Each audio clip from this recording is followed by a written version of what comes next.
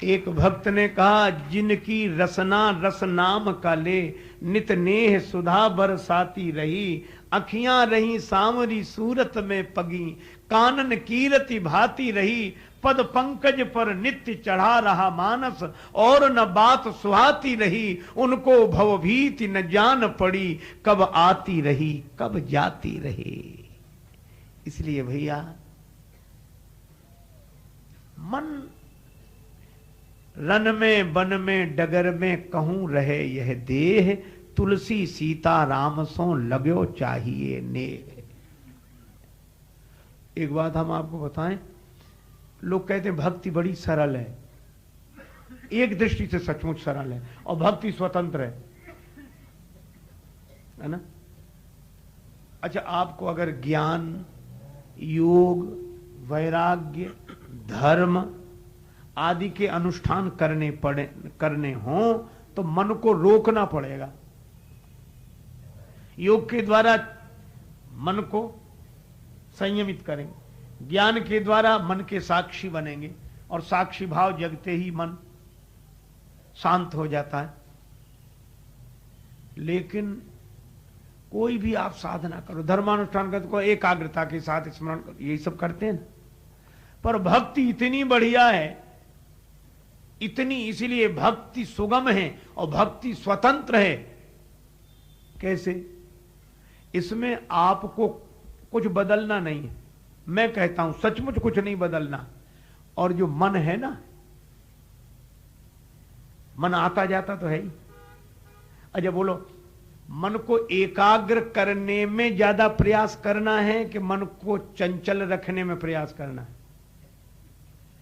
एकाग्र करने में प्रयास करना, चंचल रखने में तो कोई प्रयास नहीं है। तो कहो भगति पथ कवन प्रयासा। अच्छा, आप अभी बैठे, आप कल्पना करना, छोटी सी बात है, यहां बैठे हैं और अगर आपसे कहा जाए कि एक क्षण के लिए छुट्टी दे रहे हैं, जरा घर घूमे आप, एक क्षण के लिए छुट्टी दे रहे हैं कि घर घूम आओ, तो इतना घर का नाम लेते ही अब आप कल्पना करो, मन घर पहुंच गया कि नहीं? कहो भले ही नहीं। कहे तो इसलिए नहीं रहे हो कि लोग क्या सोचेंगे कि हम लोगों का कथा में घर मन में जाता है क्या? मन घर में जाता है क्या? लेकिन हो आया। अरे तुम तो सुन रहे हो, हम तो बोल रहे हैं, हमारा मन घूम के आ गया इतनी देर में, हमारा मन। अच्छा बोलो, आप इसको बुरा मत समझो, यह सुविधा भगवान ने सबको दी है कि नहीं? एक क्षण क्या, आधे क्षण में आप जहां जहां घूम कर आए हैं वहां मन पहुंच जाता है कि नहीं?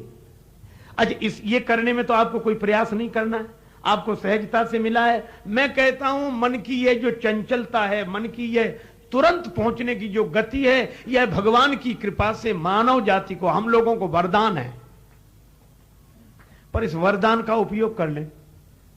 मन जाता है, जाने दो ना, बस इससे यही कहो कि घर हो आए, हाँ बोले अब चलो अयोध्या हो जाओ, थोड़ा चलो वृंदावन चले जाओ।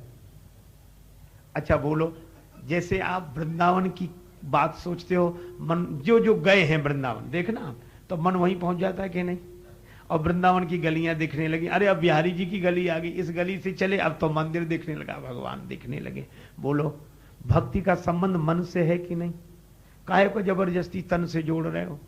तन चाहे जहां रहे, मन से भगवान के पास रहो, मन से अयोध्या चले जाओ, मन से बिहारी जी के पास रहो, मन से राम जी के पास रहो। अच्छा एक बात और है, दुनिया में है किसी की ताकत जो आपके मन को जाने से रोक ले? जब आप ही नहीं रोक पाते तो दूसरा कौन रोक लेगा? अच्छा, चाहे कोई कितने ही कैद करके रखे आपको, घर में, परिवार में, जेल में, कहीं भी बंधन में डाल दे, लेकिन मन से अयोध्या जाने में कोई रोक सकता है? अभी अर्ध कुंभी का मेला है, बड़ी लोग कहते बड़ी भीड़ है, स्नान करने जाओ तो उस रास्ते से पुलिस वाले लोग, उधर से मत जाओ, यहां नहीं नहा सकते हो, और मन से नहाना हो, कोई रोक सकता है? सारी व्यवस्था लगी रहे, मन से अगर नहाना हो तो बोलो कोई रोक सकता है? भगवान तो यही कह रहे हैं कि हमने तुमसे कहा कब है कि तुम तन दे दो अपना, हमने कहा कब है कि धन दे दो? हम तो कह रहे हैं कि मन दे दो, और वह मन दे दो जो सब जगह सहजता से जाता है, और तुम ही भेजते हो, तुम्हारे सोचने से आता जाता है। भगवान बोले इतना सरल मार्ग है भक्ति का, तो बस इतना ही है कि जैसे और जगह भेजने के लिए सोचते हो और मन तुरंत चला जाता है। भगवान कहते ऐसे ही कभी कभी हमारे लिए सोच लिया करो, तो तुम्हारा मन हमारे पास आ जाएगा और यह भक्ति हो जाएगी।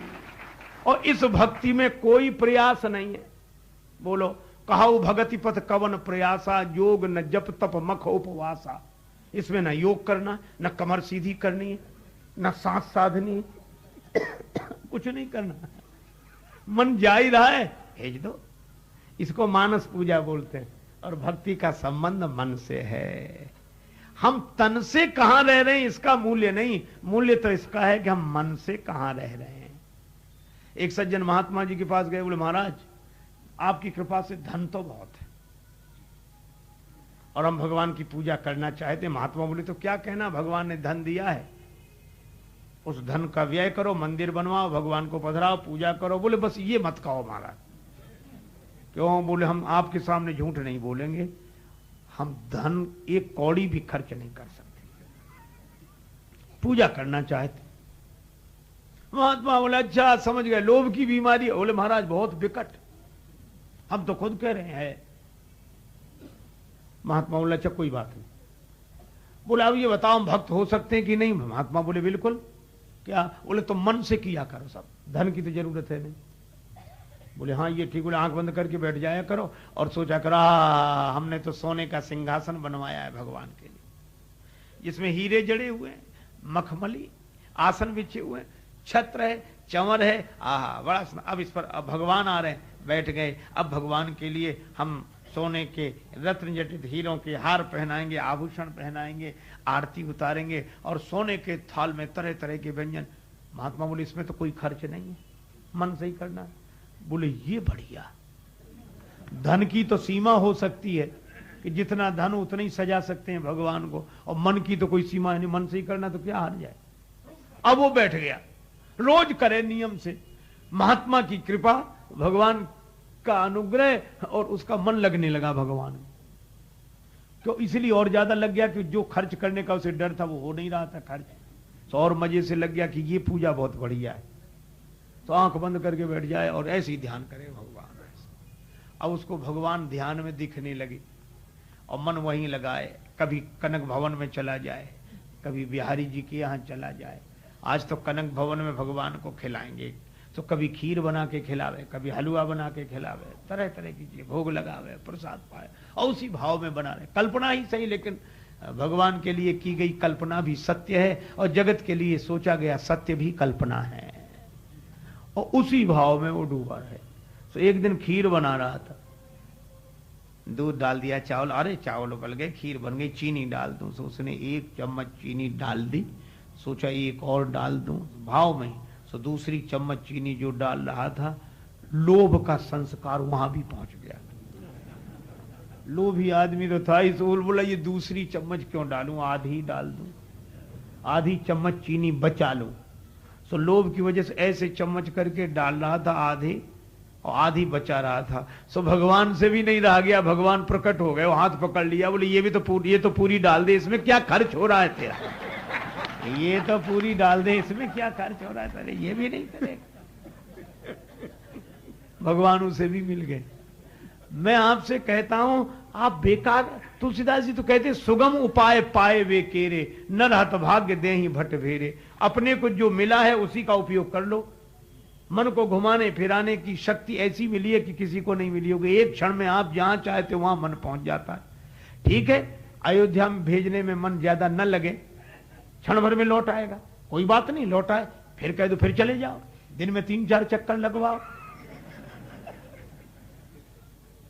लौट आए तो नाराज मत हो कि बड़े रुके नहीं, कोई बात नहीं, आ गए, अच्छा यहां घूम लो, फिर चले जाना, एक बार और चक्कर लगाए आना, एक बार फिर चले जाओ। बोलो ये सरल उपाय है कि नहीं?